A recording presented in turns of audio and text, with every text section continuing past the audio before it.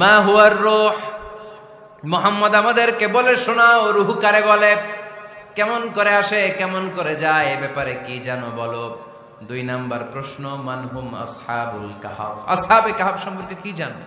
3 number প্রশ্ন, মান হুয়া যুলকারনাইন, যুলকারনাইন বাদশা সম্পর্কে কি জানো।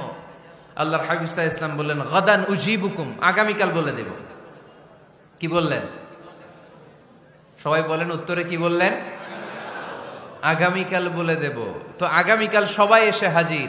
বলো, 3টা প্রশ্ন রেখেছিলাম গতকাল, উত্তর বলো।